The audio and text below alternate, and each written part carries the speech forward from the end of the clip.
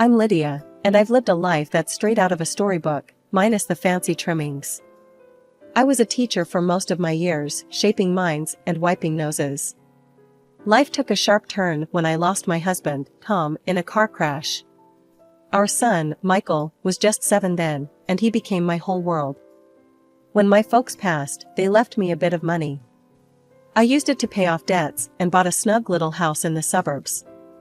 It was just me and Michael against the world, and that was enough for us. Now Michael, he grew up smart and kind, every mother's dream. He got himself through college studying computers and landed a decent job right out of school. What's more, he chose to stick around at home. I never minded, the house felt fuller with him in it. Things took an unexpected turn when Michael met Jessica. She was a sharp one, tall, with a head full of curls and a smile that seemed to know more than it let on. I wanted to like her, I truly did. But something about her just didn't sit right with me. The day he brought her home to meet me, she was all sweet talk and compliments. "Mrs. Connor, your home is absolutely lovely, so warm and welcoming," she exclaimed as she toured the living room.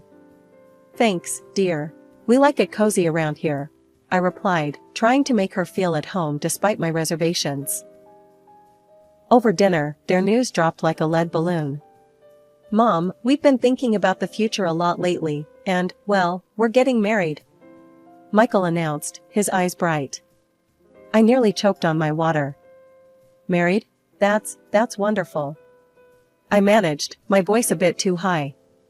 Jessica beamed, reaching across the table to squeeze my hand. "We want to do it soon, just a small thing, you know? Nothing fancy," she added quickly, as if to cushion the blow. I nodded, plastering on a smile. "Of course, whatever makes you two happy." But as the wedding plans rolled on, and Jessica's true colors started showing when she thought I wasn't looking, I caught snippets of phone conversations, bits of her saying not so nice things about me. I kept my cool, never let on that I knew. I just made a mental note, "Watch your back, Lydia. This girl's not what she seems." The wedding came and went in a blur of flowers and pastel dresses. I stood by, the proud mother with a smile nailed on, while inside, I was all knots and nerves. Watching them dance, watching her hold him close, I couldn't shake the feeling that I was losing my son to a stranger. After Michael and Jessica's wedding, life got a whole lot more complicated. The young couple decided not to move out, but instead set up shop right under my roof. The house I'd so lovingly curated for decades suddenly seemed to shrink, its walls closing in as Jessica's presence loomed larger and larger. The first few weeks were a buzz of activity, thank you notes to write, wedding gifts to sort through, and endless discussions about their future. But as the dust settled, a new pattern emerged. Jessica, now officially the lady of the house in her mind, took to managing everything, including where I should sit and what I should eat. One evening, while Michael was at work, I found Jessica rearranging the living room. "Jessica, what are you doing?" "I had everything just right," I asked, trying to keep my tone light. "Just thought I'd freshen up the place a bit," she snapped, her voice sharp like a kitchen knife. "It's good to change things up now and again, don't you think?" I didn't agree. "Look, I appreciate you trying to help, but please, leave things the way I set them. Michael likes it that way." She scoffed, a sound that grated on my nerves. "Well, things change, Lydia. Maybe it's time you start getting used to that." Then came the pregnancy announcement. I should have been overjoyed, and part of me was, but the news also brought new tensions. Jessica, now more than ever, made herself the center of everything. "Lydia, I'm really not feeling up to cooking tonight, could you handle dinner?" she'd ask, almost daily, as she lounged on the couch, flipping through magazines. I'd nod and head to the kitchen, biting back my frustration. One afternoon, I tried to broach the subject. "Jessica, dear, I know you're tired with the baby coming and all, but maybe you could help with the salads or setting the table?" She looked at me as if I'd suggested she climb Mount Everest. "Really, Lydia? I'm carrying a child here. You expect me to stand and chop vegetables?" Before I could respond, Michael walked in, home early from work. Jessica turned to him immediately, her tone shifting. Baby, tell your mom I'm not supposed to strain myself. Doctor's orders, remember? Michael, ever the peacemaker, tried to smooth things over. Mom, Jess really needs to take it easy. Maybe we can all pitch in a bit more, huh? As the weeks turned into months, my home life revolved around Jessica's needs and whims. I felt more like a housekeeper than a family member.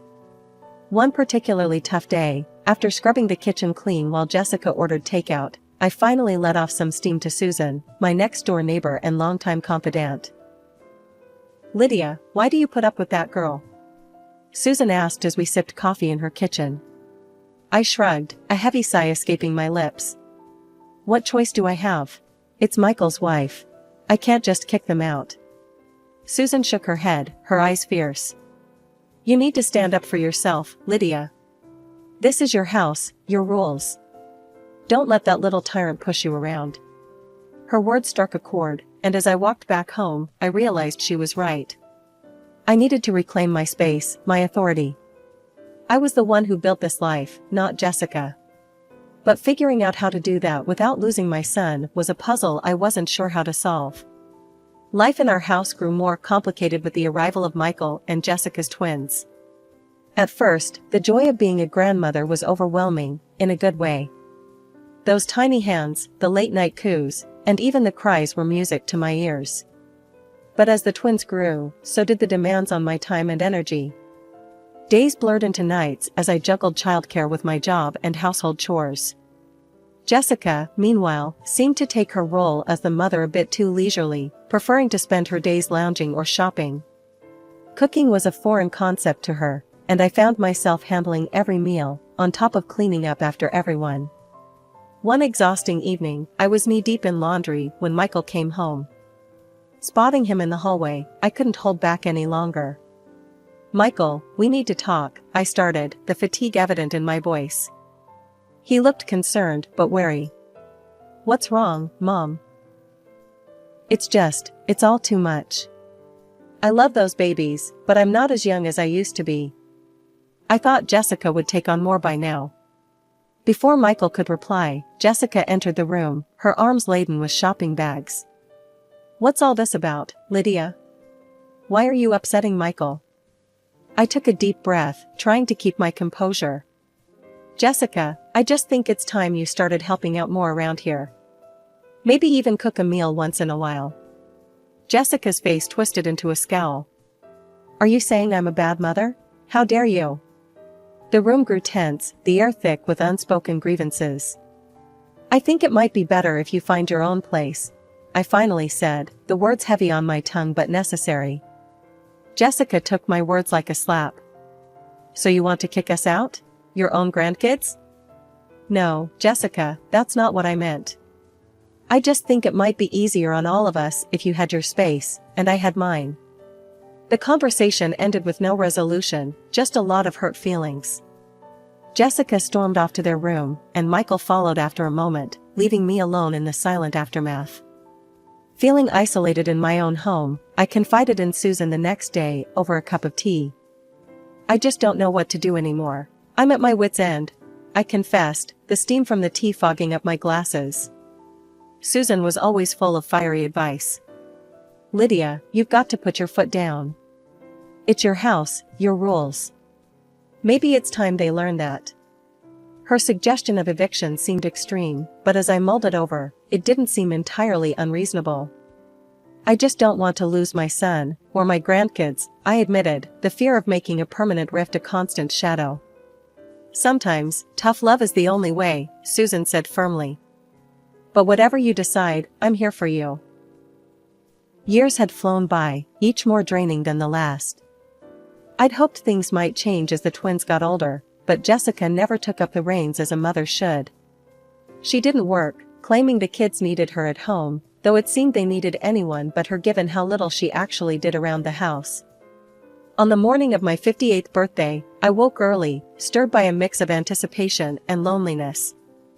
I baked a cake, chocolate, everyone's favorite. I decorated it with the simple tools I had, thinking of the small pleasures that used to light up Michael's face when he was a boy. By the time the afternoon rolled in, the cake sat on the counter, its sweet aroma filling the kitchen. I waited, listening for the sounds of the car pulling up, the kids' laughter spilling in as they returned from kindergarten. But the door that eventually opened brought in no joyful noise, just Michael and Jessica, their faces strangely tense. "Where are the kids?" I asked, a frown knitting my brow. Michael looked away, and Jessica, ever so blunt, answered, "They're at my mom's. We thought we'd take the weekend off. Just the two of us." Jessica poured herself and Michael a glass of wine without acknowledging my offer. They clinked glasses right there in the kitchen, a silent toast to their getaway. Then, Jessica turned to me, her voice cold as ice. "Lydia, would you mind keeping it down this weekend? We really need some quiet." Stunned, I stood there, holding the cake knife, feeling like a stranger in my own home. "This is my house," I said, the words heavier than I intended. "And it's my birthday." Jessica scoffed, her voice sharp. "Look, Lydia, just stay in your room and keep out of our way. We want to enjoy our weekend." Michael didn't meet my eyes. "Mom, please, just this once." The pain of his betrayal was sharper than any knife I'd ever held. "Your once is every time, Michael," I whispered, my voice cracking. They didn't listen. Instead, Jessica walked up to me, took my arm, and led me to the door. "You know, we're already tired of you whining. You should take a walk, clear your head," she said, as she pushed me out into the cold, rainy evening. Dressed only in my house clothes, with nowhere to go, I walked the streets, my tears mingling with the rain. Finally, I found myself on Susan's porch, shivering and miserable. She opened the door, her expression turning from surprise to anger as she saw my state. "Lydia, what on earth? Come in, you're soaking wet." As I sat in her warm kitchen, wrapped in a dry blanket, I poured out the whole sorry tale. Susan's face grew darker with each word. "This is the last straw, Lydia," she said firmly. "You can't let them treat you like this. It's your house, your life. You've got to fight back." Her conviction was a lifeline thrown into the turbulent waters of my despair. "But how, Susan? He's my son. I don't want to lose him." "You've already lost him if he can treat you this way. Let's call my brother, the lawyer. We'll see what your options are." I nodded, feeling the first stir of resolve. Susan made the call, and her brother agreed to meet me the next day. Sitting in her cozy living room, I realized I was afraid to go back to my own home. A place where I was unwelcome on my own birthday no less. I trudged back home late that night, heart heavy and clothes still damp. The house was silent, the only sign of life being the clutter of dirty dishes and half-empty wine glasses scattered around the living room. I didn't bother cleaning up, I was too spent, both emotionally and physically. Instead, I went straight to my room, locking the door behind me. As dawn broke, I lay in bed, the events of the previous day replaying in my mind. I quietly got up, gathered my essentials, phone, house documents, and a bit of courage tucked into my purse, and slipped out to meet Susan's brother, the lawyer. The morning was crisp, and as I walked to the lawyer's office, the cool air felt like a balm. Susan's brother greeted me warmly, his office a stark contrast to the chaos of my home. "Lydia, let's sit down and talk this through," he said, gesturing to a chair across from his desk. I took a deep breath, and as I told him everything, his expression grew serious. "It sounds like you've been through quite an ordeal. You have rights, especially in your own home. What can I do? I don't want to live like this anymore," I confessed, feeling a mix of hope and fear. "Well, we could start by looking into Jessica's past. There might be something there. And, if you're serious about this, we can file for an eviction notice. It's your house, after all," he advised, his tone professional yet empathetic. The thought of evicting my own son and his family was heart-wrenching, but the lawyer's words rang true. It was indeed my house, and I deserved peace. "I'll do it. It's time I stood up for myself," I declared, the decision firming up with every word spoken aloud. The lawyer nodded, drafting the documents as we spoke. He moved quickly, and before long, he had filed a petition in court to evict Michael and Jessica. The court process was brisk, and to my relief and simultaneous heartbreak, the judge sided with me. My claim was justified. I was granted the eviction. The day they moved out was one of the most painful days of my life. Jessica was livid, hurling curses and threats as she packed. "You'll regret this, Lydia. You've not seen the last of me," she spat, her eyes wild with fury. Michael, my own son, wouldn't even look at me. His parting words cut deeper than any knife. "You've crossed all boundaries, Mom. I never thought you'd actually go through with this." The weeks after Michael and Jessica moved out were quiet. The kind of quiet that lets you think too much, wonder too much. But then, one ordinary Tuesday, a phone call shattered that silence and sent ripples through the rest of my life. The caller was the private detective I had hired at my lawyer's suggestion. I remember fumbling with the phone, my hands shaking slightly as I answered. "Mrs. Connor, I found something you need to see." The detective's voice was grave, urgent. "What is it? What did you find?" I asked, my heart pounding. "I think you better sit down for this," he replied. I perched on the edge of my armchair, clutching the phone tighter. "I'm listening." The investigation into Jessica's past turned up more than we bargained for. She was not only a known fraud but is also suspected in the death of her first husband. The police couldn't prove anything at the time and she walked free. My breath caught in my throat. And? There's more. She had a child with her first husband, a boy. She abandoned him right after her husband's death. And regarding her husband's fatal car accident, we found new evidence. It appears she might have been directly involved. I felt a chill run down my spine. What kind of involvement? She tampered with his car. We tracked down the mechanic who worked on the brakes. He's been carrying this guilt for years, and now, he's ready to confess. He claims Jessica paid him to tamper with the brakes. I sat stunned, unable to speak for a long moment. This is monstrous. My son and grandchildren. I need to go to the police. They need to know all this. That's the right step, Mrs. Connor. I'll send over all the evidence we've collected. Hanging up, I felt a storm brewing inside me. With the dossier of evidence in hand, I went straight to the police station. The officers were initially skeptical, but as they sifted through the documents and listened to my account, their skepticism turned to concern. "We'll need to take immediate action based on this new evidence," one of the detectives said, his expression grim. Days later, I watched, heart in mouth, as the police arrested Jessica. The scene played out on the evening news, cameras flashing as she was led away in handcuffs. Her face was a mask of fury and disbelief. Back home, Susan sat beside me, her hand gripping mine. "You did the right thing, Lydia. It had to be done." On the screen, reporters buzzed around the police, speculating, questioning. I felt a mix of relief and sorrow, relief that the truth was out, sorrow for what it meant for my son. Michael, poor Michael. He had been duped, dragged into a nightmare, by a woman he loved. How could she have hidden all this? How could I not have seen? I murmured, more to myself than to Susan. "Sometimes, we see only what we want to," Susan replied softly. "But you've possibly saved more lives, Lydia. Remember that." After Jessica's arrest, Michael took on the full responsibility of caring for the twins.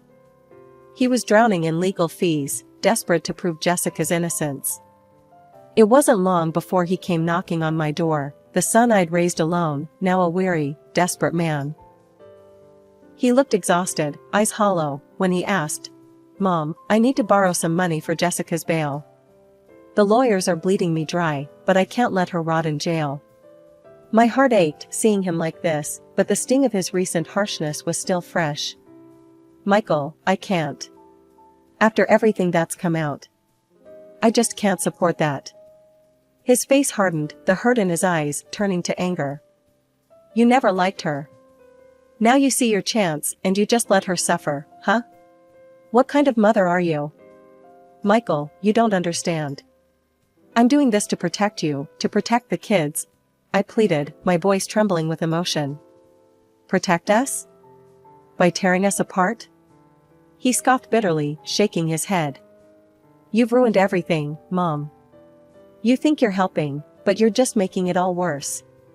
With that, he stormed off, curses muttered under his breath echoing around the silent house. The situation took a darker turn when one of Jessica's old friends turned up at the police station, her face pale, her hands trembling. The detectives called me in when she started talking. I never thought she'd actually do it, but Jessica planned it all, the woman confessed, her voice a haunted whisper. She wanted to get rid of you, Lydia. She talked about making it look like an accident, pushing you down the stairs when you were alone. My blood ran cold. The room spun slightly as her words sunk in. She wanted to kill me? Yes, and not just you. After you were gone, she planned to do the same to Michael.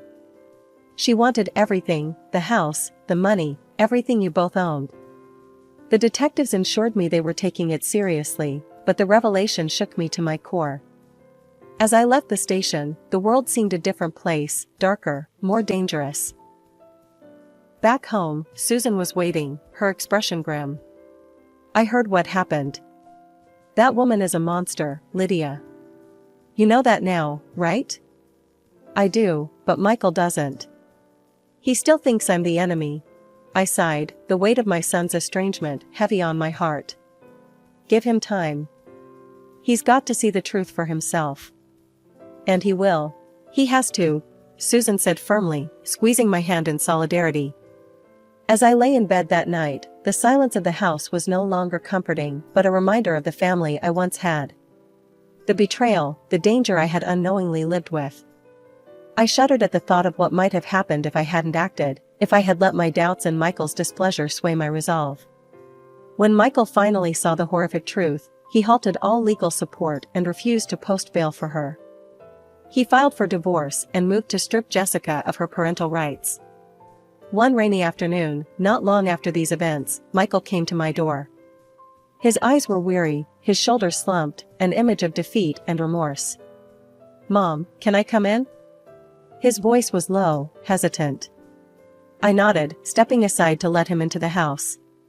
It felt strange having him there, in the space that had been a battleground for so long. Mom, I'm here to apologize.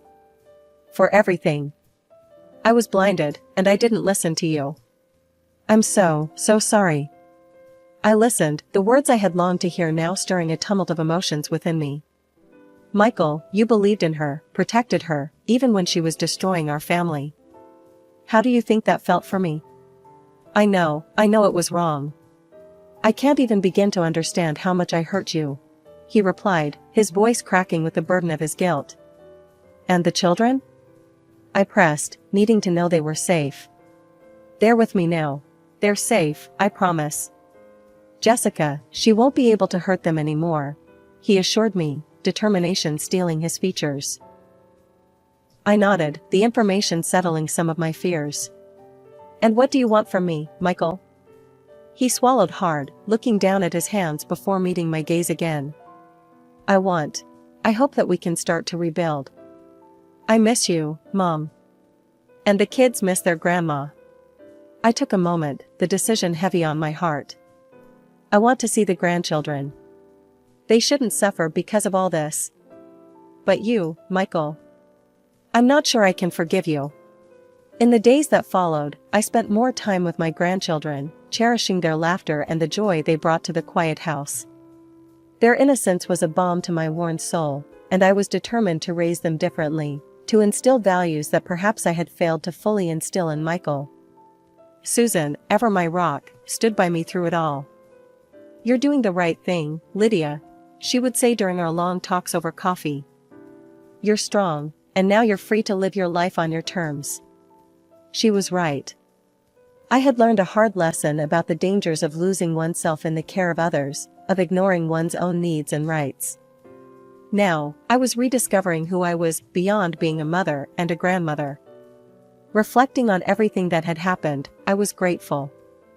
Grateful for the truth, no matter how painful it had been, and for the chance to start anew. Life was different now, richer and more mine than it had been in years. I was moving forward, one sure step at a time, on a path that was entirely my own.